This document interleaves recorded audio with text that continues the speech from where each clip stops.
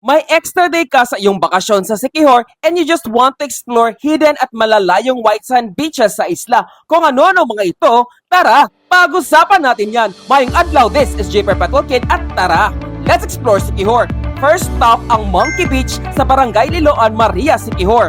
Dahil hindi naman kami naka-motorbike at hindi pwedeng pumasok ang tuktok, naglakad kami from the entrance papuntang lush forest for 10 minutes hanggang narating ang spot na to na siyang hudyat na it's time to flex your knees kasi bababa na tayo. Mga 2 to 3 minutes lang at narating na namin ang Monkey Beach. Maliban sa mga lokal, kami lang ang guests that time. Kaya ang sarap sa feeling na you got to own this piece of paradise that moment. By the way, saktong sobrang init that time kaya litaw na litaw ang ganda ng Monkey Beach. At dahil mag-12 noon na, nag-lunch muna kami sa Eagle's Nest Restaurant na madadaanan papuntang Secret Beach. Yes, lush forest uli ang aming nadaanan kaya masarap yung natural na lamig sa pakiramdam. Unfortunately, umulan ng malakas the night before nung pumunta kami kaya masyadong maputik yung daan.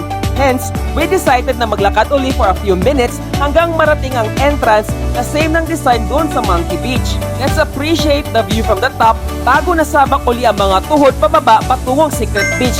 Malalaki yung bato sa left side pero white sand beach naman yung sa right side kaya may mga guests at locals kaming naabutan na naliligo sa spot na ito. And lastly, lumipat kami sa katabing Umpas Beach sa Barangay Nabutay, Maria, Siquijor. At dahil na overwork na ang legs at tuhod earlier, it really felt tiring na ang bumaba pa dito.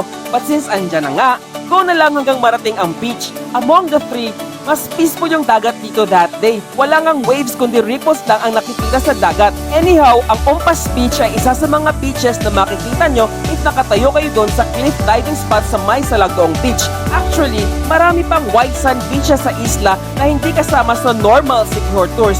If you want to explore these places, make sure to hire a trusted local guide for your safety. Kaya I highly recommend booking the services of Kuya Nerven as your Siquijor tour guide. Again, this is J. Perpetual Kid and we explored some of the hidden beaches in Maria, Siquijor, Monkey Beach, Secret Beach, and Umpas Beach. Hanggang sa susunod na biyahe, ayo!